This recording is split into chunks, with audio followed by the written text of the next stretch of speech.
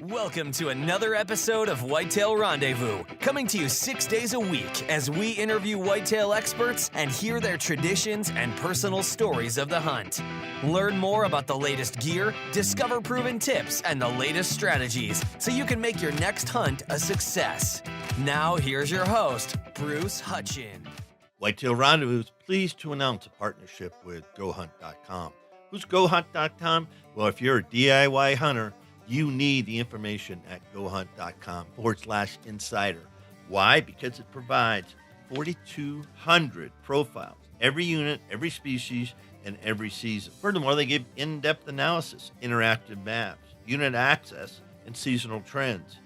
Draws are very important, and they give you the most accurate information in the business. All this is available when you go to GoHunt.com/insider.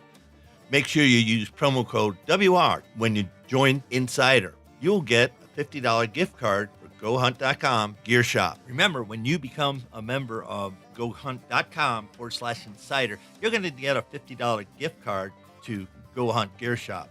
What's in the gear shop? The best gear that you can buy for hunting the West. All in all, if you're hunting out West in 2018, GoHunt.com/insider is where you need to be to get all the research information. When you use promo code WR, Whitetail Rendezvous receives a small commission from GoHunt.com. Welcome, folks, to another episode of Whitetail Rendezvous. We're heading down to the Carolinas, and we're going to meet up with Aaron Pound. Now, Aaron's got an interesting story. You're going to hear it on the podcast. He's a kind of late bloomer into the hunting world, and there's some really good reasons for that. The thing I caught my eye about Aaron, he's got something special for kids, and he calls it Mission Outside. So, Aaron, welcome to the show. Yeah, thanks for having me, Bruce. I appreciate it. Well, let's just start off right off the bat and talk about Mission Outside and what it is, why you grew it, and where do you want it to take it? Okay, yeah, perfect. So to give a little context of why I created Mission Outside, I'll give a little backstory for myself. Growing up, I was the typical kid that was playing sports year-round. Didn't have any family members that hunted, so that wasn't something I was ever exposed to. Over time, I turned into a video game junkie and put myself into an introvert, as I like to say, playing way too many video games. Eventually, my mom said, hey, you need to get out and meet some friends.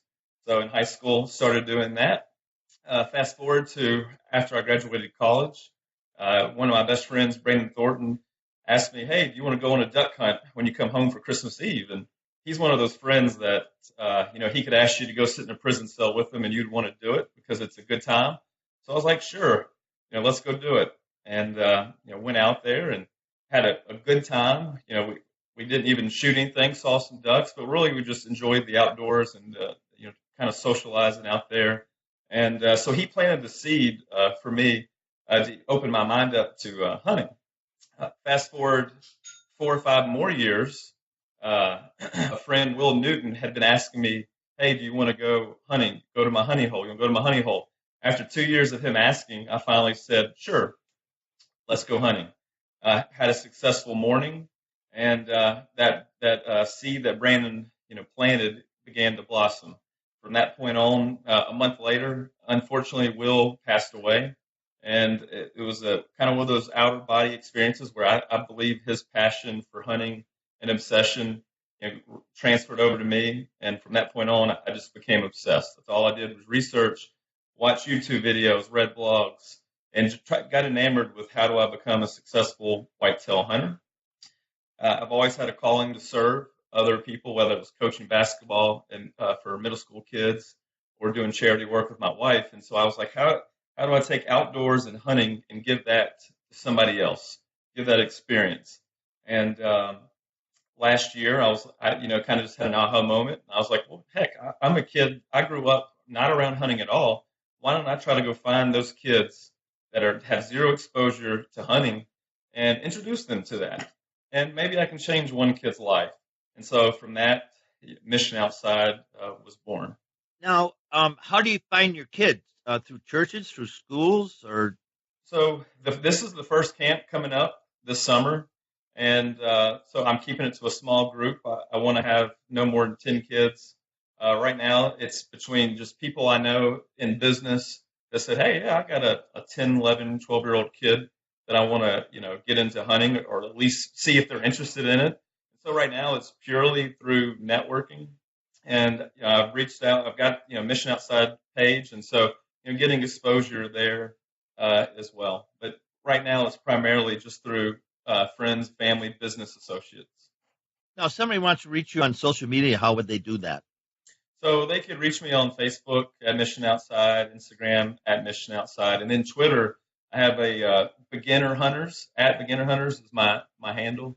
So I created that years ago. I knew I wanted to do something to give back to people getting into hunting. At the time, I didn't have a clue that it was going to be Mission Outside or a camp. So I created that handle probably 3-4 years ago, and just been sitting on it, waiting until I figured out something to do with it. Now, you also have a shop I saw on Spotify, on your website. There's a clothing apparel. Yes, sir. So so one of the things, or we're doing several things differently at our camp. So when a kid comes in, I don't want them just to come to the camp and then, learn, have a good time, and then leave and go home and not have any tangible items to take home and practice or continue to practice. So one of the things differently is when kids come to the camp, they're actually going to leave with a bow, arrows, a target, fishing pole, things like that. And so I was like, well, heck, I got to fund it. This year I was like, I can fund it. I know my wife's only going to allow me to expend so much money before I got to figure something out. So as my 2-year-old daughter, when she was born, I was looking for onesies, and I just couldn't find any that kind of related to how I feel about hunting. There's the one or two that Bass Pro or Cabela's has.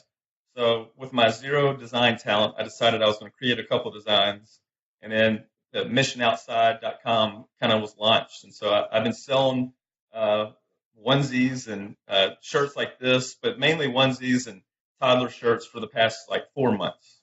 Oh, are they all camo or? No, actually, not one of them are camo on there yet.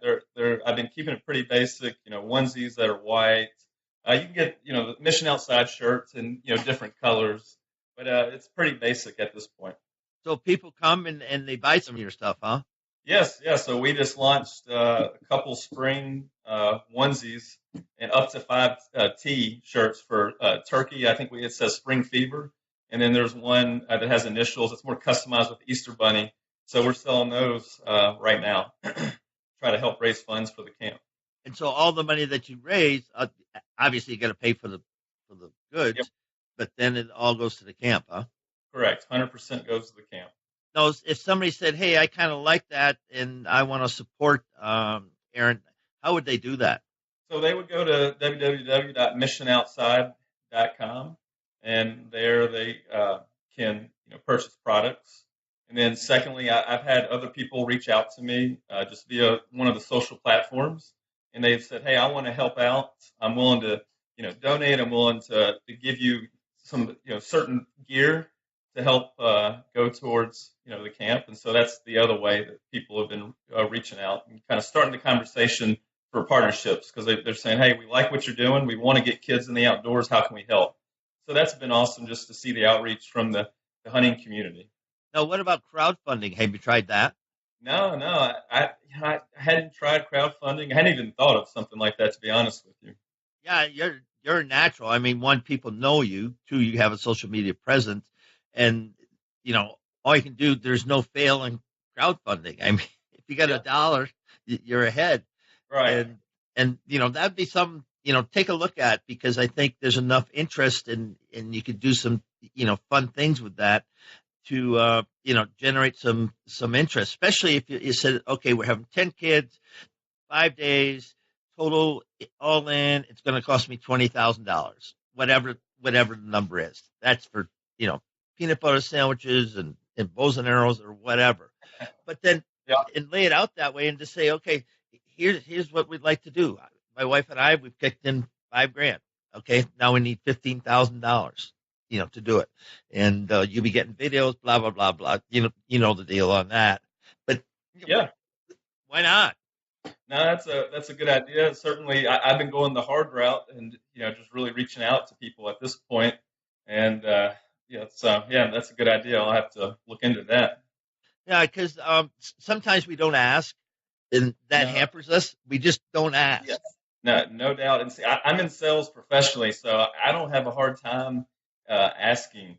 And I've really been blitzing, the industry, trying to reach out, find the right players. It's what I do, like I said, in life, and so I'll eventually, get in front of the right people. And honestly, at this point, I've been asking for, I mean, next to nothing. I'm like, hey, just give me a discount on us for one. I won't mention the name, but a camo shirt, and I'll put Mission Outside on it, give it to the kids, and I was willing to pay for it. I just was hoping that maybe get a discounted price type of thing. Yeah. Yeah, there's a lot of good people out there. Obviously, in our industry, the outdoor industry, a gazillion people are looking for handouts and looking, for stuff that they just aren't. They get hit all the time. I get that, but Yep. saying that, every kids resonate with everybody, Yes. because they're the next generation. They're our future of hunting, and if we don't get them involved, um, it's not going to be nice. I mean, because you're what, 32, 33 years old? Yep. Yeah. And so you've seen the change just in your own little life. Well, I've seen tremendous amount of change, in my life, Yep. and, so anyway, that's kind of an aside, folks, but we're kind of going down this trail because, we need to get involved in kids' life. However, whatever that looks like, however that works for you, we still need to do that, on a one-off, or get with programs like Mission Outside, or there's lots and lots of programs, and you've heard some of them on the show. So, give it a thought, and let's go back to your hunting tradition now, and you mentioned some of it. A couple of buddies, got you involved, but the hunting tradition. What does that mean to you? So, for me, the hunting tradition. So I believe, one thing that I learned from getting introduced to hunting was that I believe hunting lives deep and down in our DNA and our soul. It's just a matter of, bringing that out. So I wanted to start with that. I would have never in a million years thought I would have been a hunter as, a young kid. But once I got taken and exposed to it, to me, it just felt like a natural thing to where that's all I wanted to do was hunt. But from a tradition standpoint, I have a good group of friends that we basically plan our schedules around trying to hunt together. Whether that's whitetail hunting in South Carolina, or there's a group of us going to Idaho in September to chase some elk and bear. And so really, it's just being around good people, having a good time, and then trying to put a little meat in the freezer and meat on the table for the family. And that's kind of the way I feel about the hunting tradition to me. Now, other than the two guys you've already mentioned, were there any other people that were instrumental in getting you a field? Yeah, so there's a couple buddies. So Joey Page is one. He's given me access to property here in the Carolinas. I always ask him questions for help. He's a successful hunter, so I'm constantly reaching out to him, asking him questions. Another buddy, Josh Plyler, he and I probably hunt together the most. I mean, we plan our schedules, on a weekday. Hey, I'm coming back on time, so I plan it around him. And then anytime I go back to Tennessee, my best friend back at home, Brandon Thornton, we always find time to get out in the woods together and have a good time. What kind of gear do you shoot? So I shoot a PSC bow. That's bought that one off Craigslist when I first wanted to get into it, and since then I've upgraded, to a newer PSC and been shooting that. Killed my first doe with it a few years ago, and I've had a lot of tough lessons to learn since then. I practice probably 3-4 times a week, and no matter how good you are shooting in the backyard at 40, 50 yards, it's funny when that deer is in front of you, how sometimes you can play tricks with your mind. No. Yeah, no. I got dead a couple times this year. Was it just the deer moved, or you just get target panic, or No, what happened? so yeah, one jumped the string, and I've heard it a million times about them jumping the string. I just didn't think that it could jump it like that. Or when I was shooting, I didn't factor for it to jump. It definitely knew I was there. It was on high alert, and it went right over its back by the time it ducked. And the second incident this year was I didn't factor in wind. It was a 40-yard shot, perfect. I mean, he read the script, and I was but the wind was blowing like 35 miles per hour, and I ended up shooting a little bit too far back on him. Blood trailed him, jumped him up 3 different times, and eventually got to a point where we got to a landowner that we couldn't access to continue the chase. So that was unfortunate. Yeah, it was. And so let's talk about those two situations. A good teaching moment here. The the last one got some wind left to right. You let go. Hits a little further back. And you can see that right away. So, do you have on your bow? Do you have feathers or anything showing you the wind and how hard it's blown or not blown in direction? No, I don't have a feather on my bow. I've heard of some other people using little wind indicators like that. I've never actually thought about putting it on there. Yeah. So next time you go duck hunting, get the underneath, not the really solid, heavy feathers, but the kind of the downy ones. Okay. And then you just take that and you take fine thread. That's all it is. And I used to just glue them in. I don't shoot a compound anymore because my body's beat up. But when I did, that's what I did. And that, I mean, just a breath of wind will tell you exactly where it is. Well, you get to know, okay, it's just moved an inch. And so the wind's about this much. And then if it goes out straight to the outside, it's going, 20, 30 miles an hour.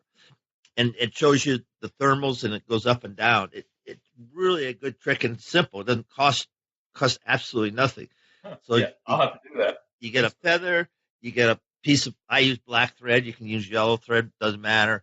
And then you just glue it on there. You don't even have to tie it on because it's no weight. I mean, it's minuscule. Yes, there is some weight, but it's minuscule. And then you can see the drift, and then you say, at that angle, I'm not going to shoot. Because at that angle, that distance, I'm just not going to shoot.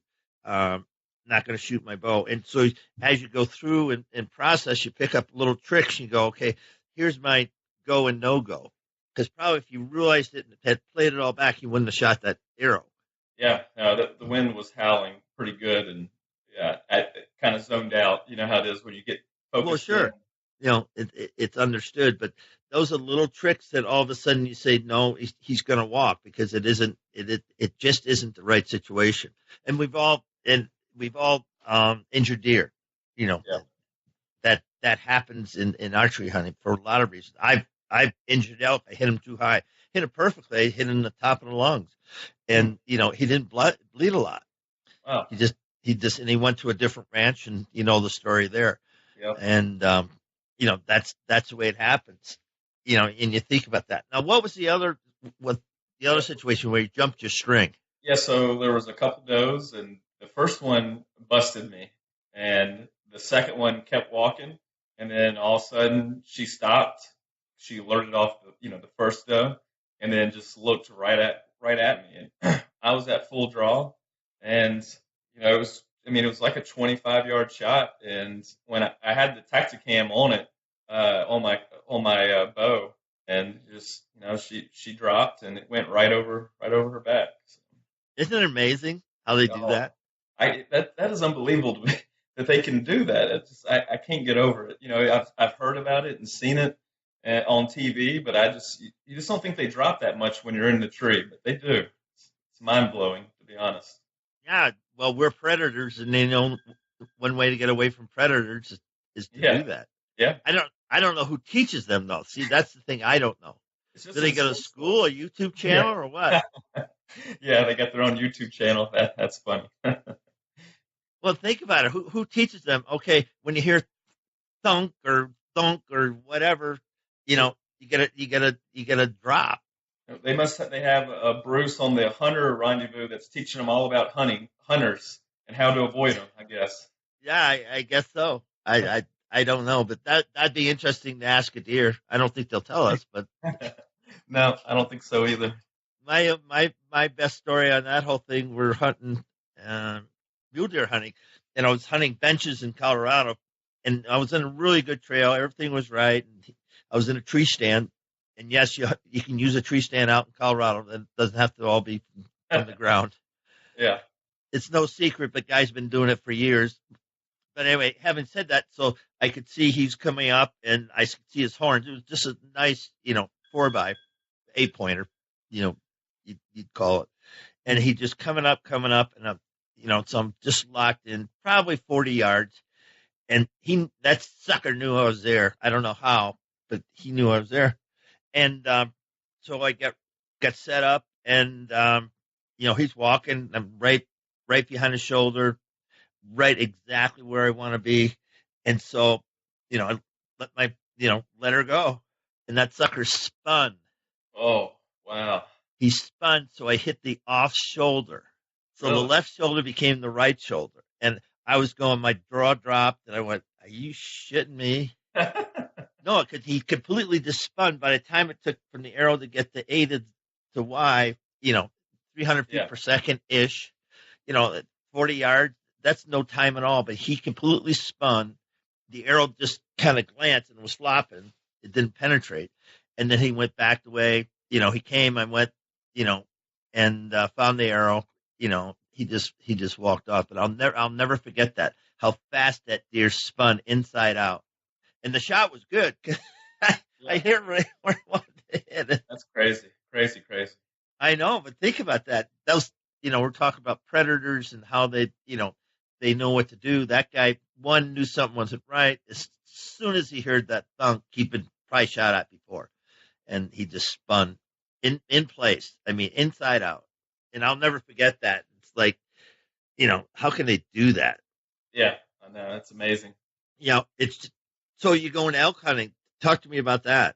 Yeah, so I went elk hunting a few years ago, and I got completely obsessed with just being out in the mountains, being on public land, going down that whole road, doing something different in the whitetail world. And so I went with 4 guys then, and we're returning, plus adding 2 more, going to the Sweetwater National Forest. And the one thing I love about it is that I wasn't necessarily in the greatest of shape until my wife gave me for our anniversary my first elk hunt. Ever since then, health has been a big thing to me, and I really believe it's because it's all started with that mountain hunt. And ever since then, it's like I'm working out all the time, doing legs twice a week, trying to make sure I'm in shape for those hard hills in Idaho. Now, where is the Sweetwater? What's kind of the biggest town around there? I'm familiar with the Selway. We fly into Lewiston. Okay. And it's about an hour and a half away from there. And then it's quite the drive once you get into the national forest. Yeah.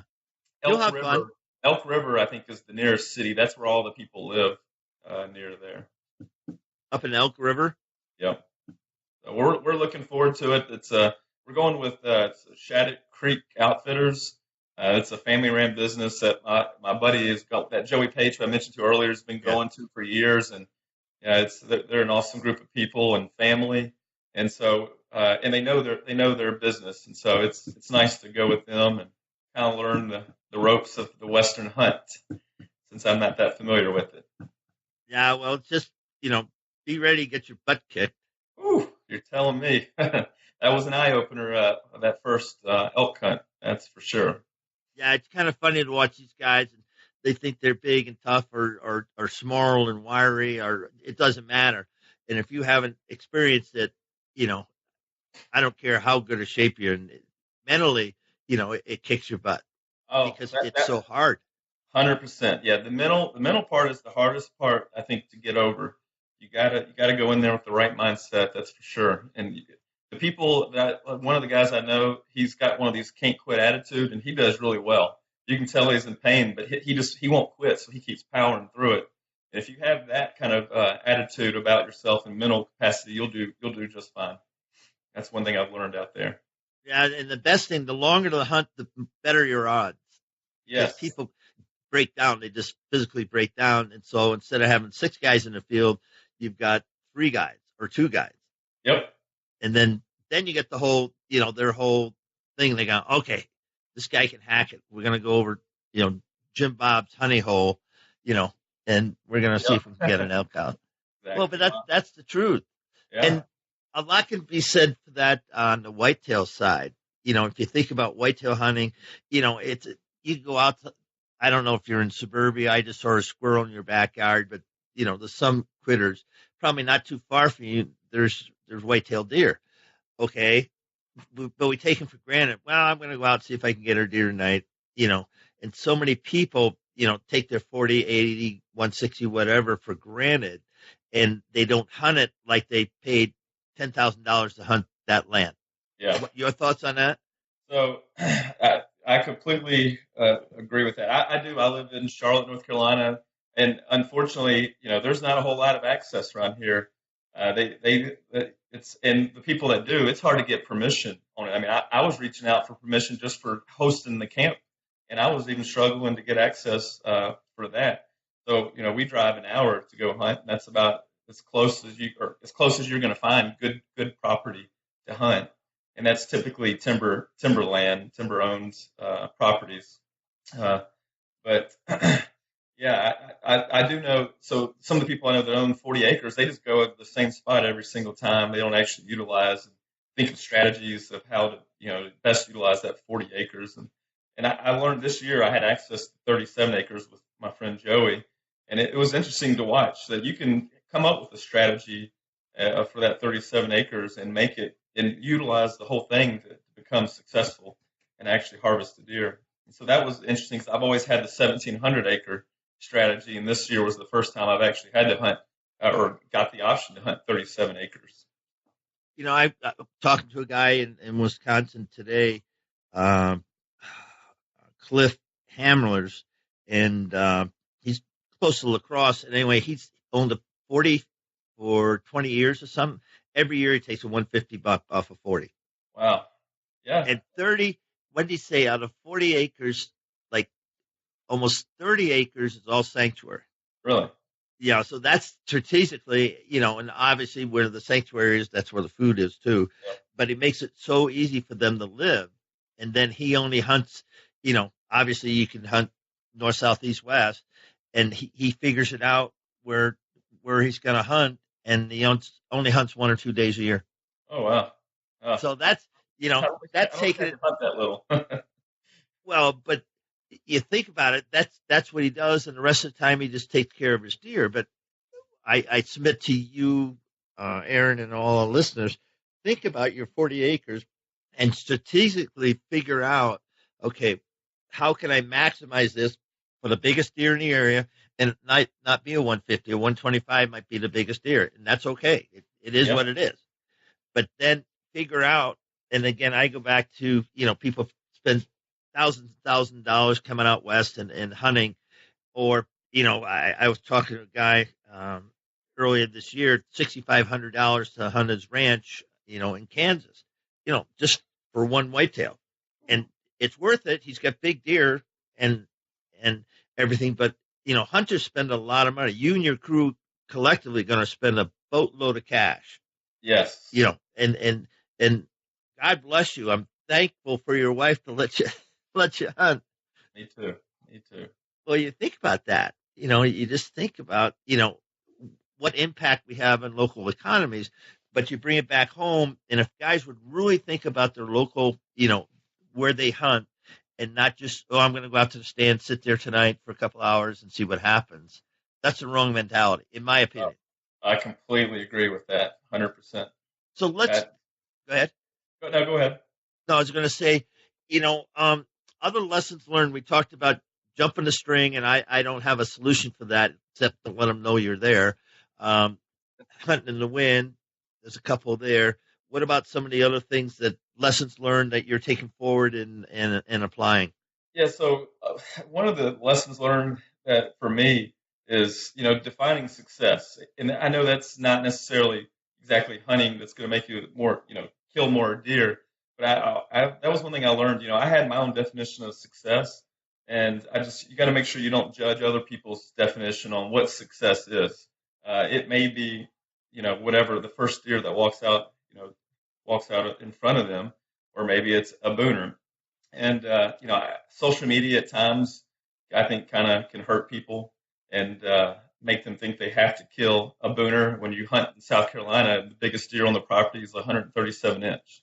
And so that was one lessons learned that for me was I had to get over that piece. And then, wind. I'm a stickler about wind. And I remember one of the first years of hunting, the stand would be good for wind, but I wanted to take the shortest route, and the shortest route wasn't the best way with the wind.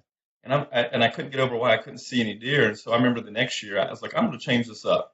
And he took the long route in where the wind was always in my favor, never was going to blow to where I thought the deer were going to come from.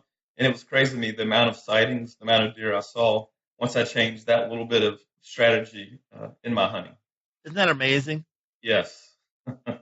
No, they know you're there. Yeah, they do. I really believe they do. They pattern us just like we pattern them. I'm confident in it. Yeah, and I like the point you brought up. I think of some of the stands that, there's some hard ways into the stand and easy ways into the stand, and the best way into the stand. So you have to sort that out.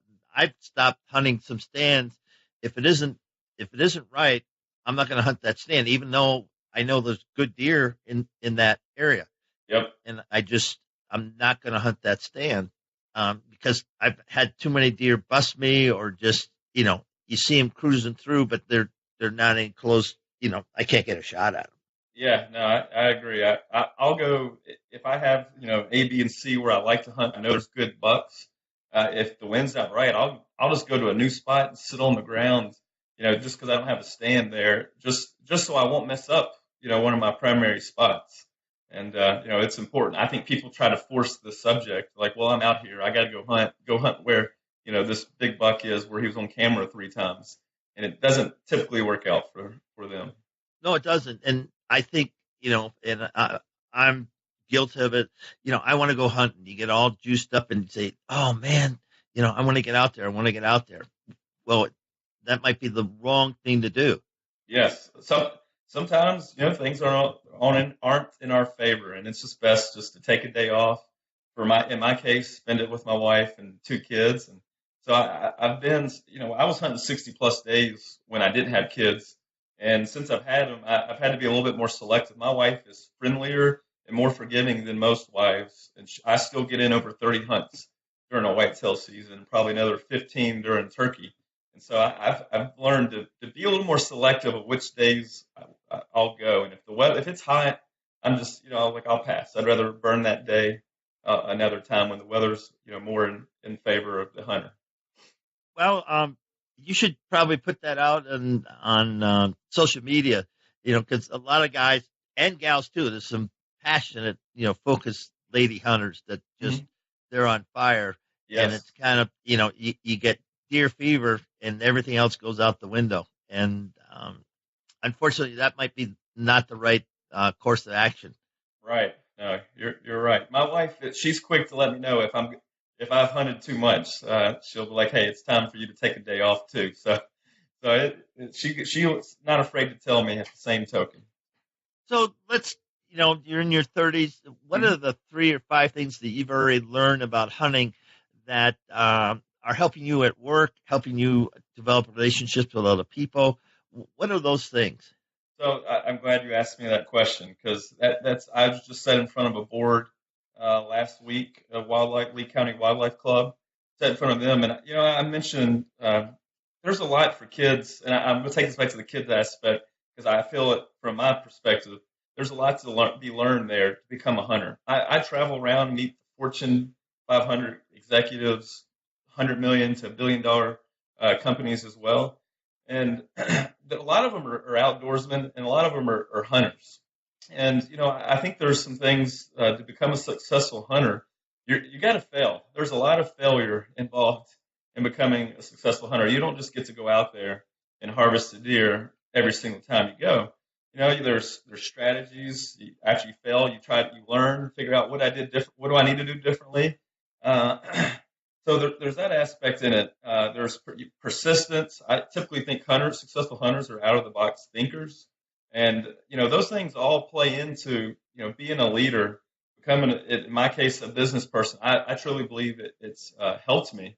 And then, lastly, the networking aspect of it. Hunting has helped me network in my own professional career, or being an outdoorsman, it has helped. And, what can be wrong with that, getting kids into the outdoors? That's always when I have a parent that says, I don't think I want to get my kid in it. I mentioned those things about failure, success, persistence. out of the box thinker, you're a strategizer, and then networking. And it's interesting. Typically, I can see the light bulbs go off in the parent's head, and I'm like, I can give you real business people that are successful hunters, and I think it directly correlates to success in your own career, whatever that may be. Whether you're the manager of the mechanic shop or you're the vice president of supply chain for a Fortune 500 company, I think it directly correlates. Yeah, well, this man, I can attest to that because I don't know if I work like I hunt or hunt like I work. Nah, I work like I hunt. I work like I hunt. And, I've got my butt kicked more than once. I mean, it's just, but then you stay after it. See, that's the persistence part of it. Yeah, you're not a quitter. So that if you're a hunter, you're not a quitter. There's some of the hardest working people I know are hunters. And those are traits that that anybody, no matter what you do, it's just all positive traits. Yeah, because sometimes it's real easy to stay in bed. I can think of times in Wisconsin it's below zero. I'm going, and I don't go. I have some backup stands that I don't have to go, quarter mile from the bunkhouse, but I'm in deer. I mean, I see deer every time I go back there. And you think about the persistency of it, and then you think of adaptation, because whitetails are true. They'll adapt to us. They'll adapt to their terrain. Like I said, right there in Charlotte, there's deer in the city limits of Charlotte. I'm sure there are.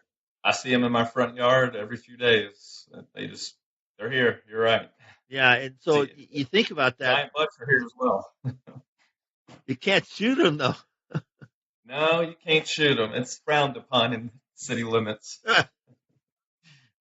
It's crazy what you'll see out here. I mean, I'm talking about giant, massive bugs. Put a trail camera out there. Do you have a trail camera out there?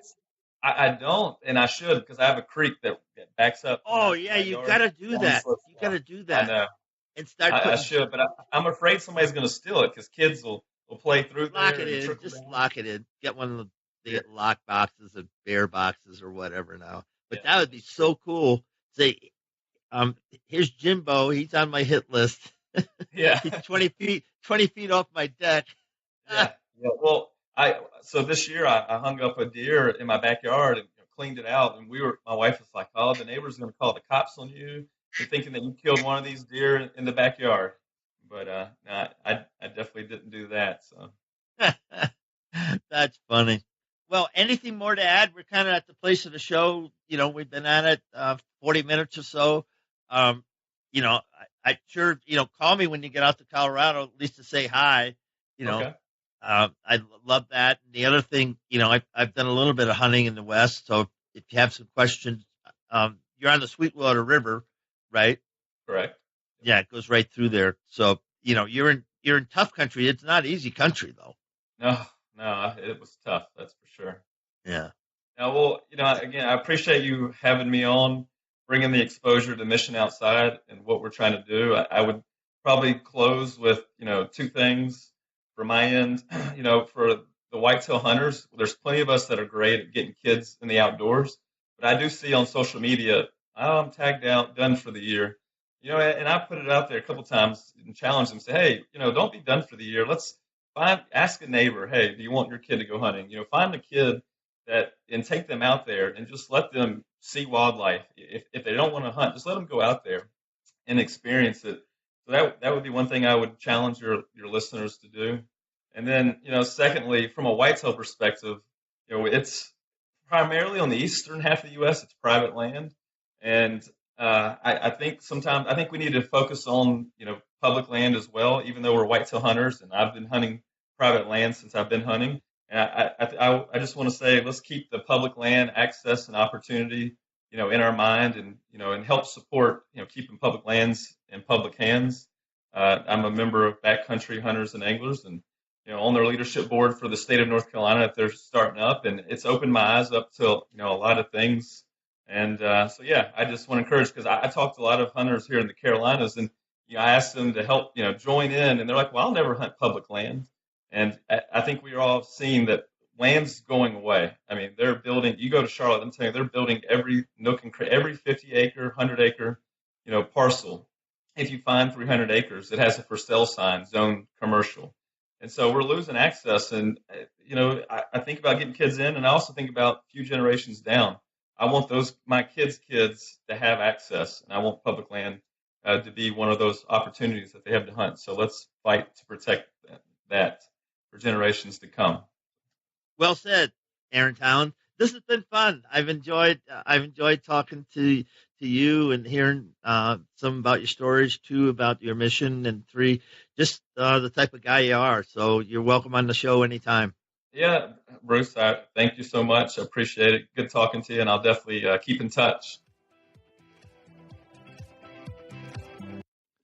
Coming up next is a good friend from Iowa, Brandon Downs. And Brandon and a crew of his started Trophy Bucks of Iowa. What is Trophy Bucks of Iowa? We'll just go to Facebook and type in Trophy Bucks of Iowa, and you're going to see pictures. They're not all wall hangers. No, it might be a doe, it might be a spike, it might be a young kid, it might be a mom, it might be a dad, it might be a grandfather. But they're all whitetail hunters, and each and every photo is a trophy, especially to them. And so we're going to talk about that. We're also going to talk about what's happening in Iowa and the trophy potential that everybody knows about. Well, there's some trophy potential on public land, and if you're willing to do some work and do some DIYing, there's opportunities there. And Brandon's not going to give away any honey holes, but he's going to give you some insights that you might want to think about. I know it's hard to get a tag in Iowa. It takes 4 years or so for an archery tag, but if it's going to be a lifetime shot, Iowa's a great place to go. Thanks for joining us. Be sure to tune in tomorrow for another episode of Whitetail Rendezvous, where you can listen and learn from the experts so you can be more successful on your next hunt.